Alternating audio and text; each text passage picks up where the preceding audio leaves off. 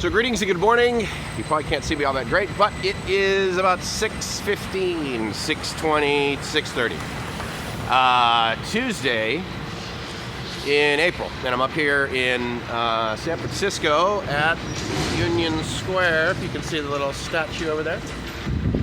I'm walking down Powell Street to Market, where I'll take a left and then a right on 4th, I think, which will take me down to Moscone on Howard. As mentioned, stated, the Sir Francis Drake, the Kimpton property, IHG property. I mentioned that because it is a very, very nice hotel. The people are awesome. The customer service is, meaning when you interface with the people, is exceptional. Now the downside is that we're on the, so let me just say the upside is that we're on the 20th floor. So it's awesome, we have a nice view, and the noise from the street is almost none. Actually, the only thing you hear is the bell, the ringing bell from the cable cars, and you can say, "Oh, isn't that romantic?" So it actually is kind of nice. And I showed you pictures of the room. The room's nice. Now the downside is the 20th floor is one floor below the 21st floor, where the Starlight Lounge is. And the Starlight Lounge is a, well, they call it a restaurant, bar, nightclub. I don't know how much of a nightclub it is. I mean, gratefully, it's not like a Vegas nightclub. But the reason I bring that up is it is physically close to our room. It's one floor above.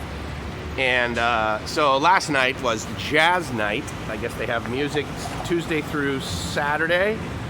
And then apparently they have a ladyboy brunch on Sunday. Sorry, they don't call it that. What do they call it here? Drag brunch or something like that. So I assume the waiters and waitresses are drag queens or ladyboys or whatever. I actually never used that word until I went there. So I have a feeling they haven't started using it back here. So drag queens or whatever, drag show. So that is Sunday, 11:30 and 2. 11:30 in the morning and 2 p.m. So that was sort of entertaining. I discovered that schedule this morning when I was in the elevator. Now, to be fair, the music was not ridiculously loud. It was just noticeable. The one upside to that was that it's cold here from the perspective of coming from Singapore, which is a lot warmer. So I'm freezing, but I have a feeling if you live here, you're like, oh, this is a nice, and it is. I've been here before, before I went to Southeast Asia, and it's like, oh man, it's 60 degrees out. This is amazing. I'm gonna put shorts on. Yeah, I don't do that any longer.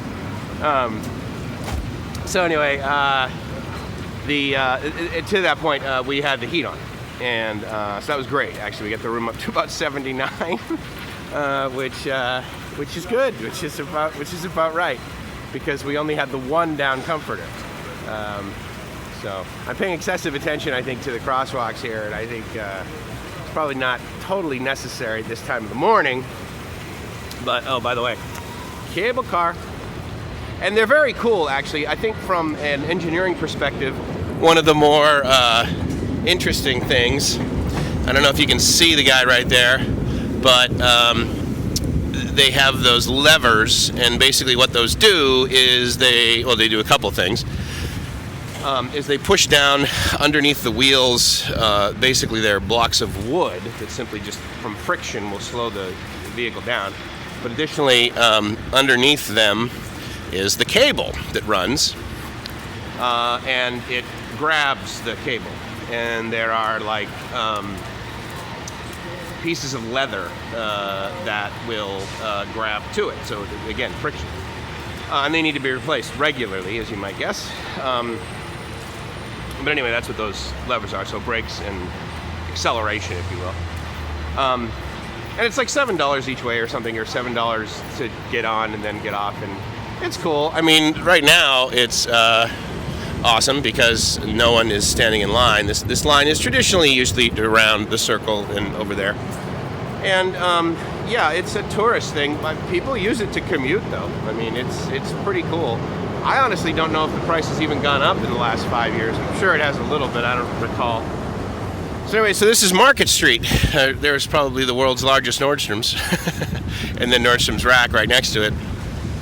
But this is a streetcar, and so there's a streetcar, there's a gasoline-powered bus, and further in the distance is an electric bus. And I just find that so entertaining. And I don't particularly know whether it's just for I mean, I have a feeling the cable car is grossly inefficient. As far as the amount of, I'm sure it's a money loser, but maybe not. I mean, it's so San Francisco, if you will, from those that don't only have seen it in the movies, that potentially they actually do make a lot of money. Who knows, from tourist dollars? But regardless, it's just interesting to me how on the same line, if you will, there's an electric bus, there's a gasoline bus, and there's an electric trolley. And then I think those are the three main forms. But that said, the public transportation here is awesome. It is available. And I think from the perspective of a major U.S. city, it's very reasonably priced. And then, as you can see, a lot of people ride bikes here. Oh, and I didn't show you a picture of it. So in the lobby over at the Kimpton, they have bikes. Now these are starting to show up everywhere, meaning rentable bikes. In San Diego area right now, we have Lime bike, Lime, E-Lime, which is an electric bike. I think they're more expensive to rent. And then Ojo, I think, OJO. These ones are what, Jump? Yeah.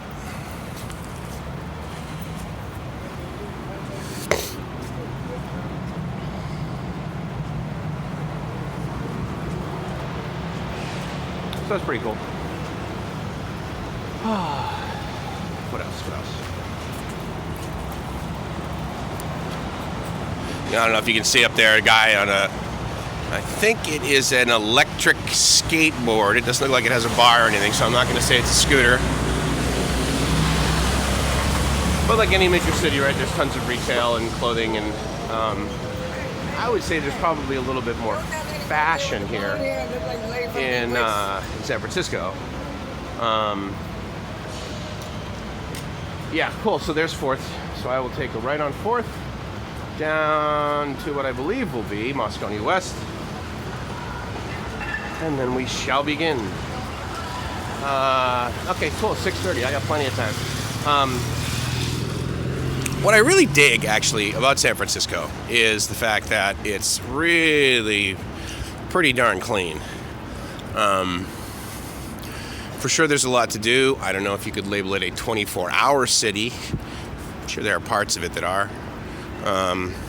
But for the most part, there are hotels everywhere. Obviously, the name brands, Marriott, all the IHG properties, Westin,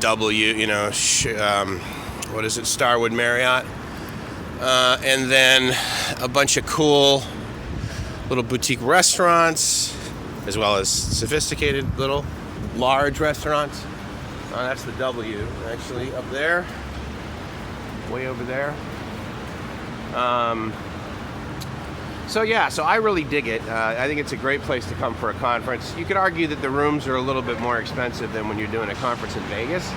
But again, I'll pay twice as much to not stay in Vegas. I can't stand that city. And, again, it's got what it's got. It's functional for what it offers, and I just don't want anything that it offers. I suppose other than, the ability to go to a conference. And also it's easy in, easy out for sure with Southwest, certainly from San Diego. San Francisco is also very easy in, easy out, and I love the fact that from the airport on BART for $9.60, I can get to the Powell Street station, and then a little walk up Powell to our hotel. So Moscone West is coming up here on the right. So I'll check in a little bit later today. If I didn't mention it, I'm here because I'm at the Amazon Web Services Summit, AWS Summit 2018. They have that in about 10, 12 cities. I'll put a link actually to the thing below. I think this is one of the first ones. So if you have any interest in the cloud and all the stuff that Amazon is doing there, which is significant and exceptional, have a look. And with that, so this is Mission. And there's a pretty cool, not Mel's Drive-In, but there's a pretty cool breakfast place, I think, down there on the left. I think. I can't remember. I'll check it out. Anyway, it's Mike from LiveMyAssOff.com saying I hope you're living the dream, because if you are not living the dream, you're doing it wrong. Ciao.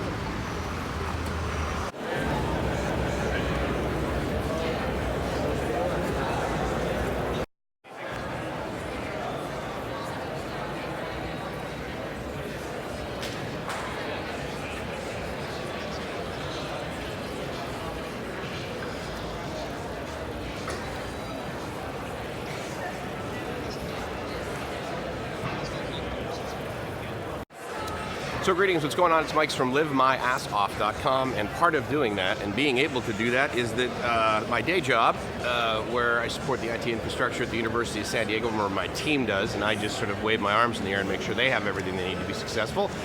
I am currently at AWS Summit here in San Francisco. It's one of the first summits. I think it might be the first one. I'll put the link down below, but AWS, if you don't know, Amazon Web Services, arguably one of the biggest, if not the biggest, public clouds available. And the other reason I bring this up is because the previous conference of this type that I went to was, let's see, it was Alibaba, the Alibaba conference, the Alibaba Gateway Conference in Detroit, which was about this time last year, actually. And so Gateway 2017 was an amazing show. It was awesome to hear the vision and the sort of passion that Jack Ma has for his organization, for his people, but also for technology in the world right now as it's expanding. So I'm here to basically sample AWS's version of that. Now, to be fair, I was also at the first AWS reInvent, which was amazing. They absolutely killed it, and they still do. I think the first show I went to, or it was the first show, and I went to it, it was 8,600 people approximately. Now it's over 40,000, so that's happening again this fall. It's also in Las Vegas. But these AWS summits are really great because they're a lot smaller, and they're free. If your time is worth nothing, right? I mean, there's no badge charge, if you will. There's no cost for the lanyard, but they do have them in San Francisco, as well as all over the world. And so it's pretty cool. They have, I think, God, it's like 15 or 20. And so they have the standard sponsors that you might guess, right? So they have VMware and Intel and that sort of thing. Those are the global platinum, titanium sponsors or whatever. And then they have the smaller sponsors, which are the ones that actually I'm really interested in. Although, to be fair, one of the ones that I'm very interested in, which is not a small company, is Palo Alto. Palo Alto Networks, and the Palo Alto Firewall is one that we'll probably be deploying at USD. Anyway, I am off to my first sort of session, which is bringing your favorite things into the age of Internet of Things. And IoT, or Internet of Things, is this cool new buzzword. It's actually almost sexier than cloud. So that's starting right now. I'm going to hop on in. I'll talk to you soon.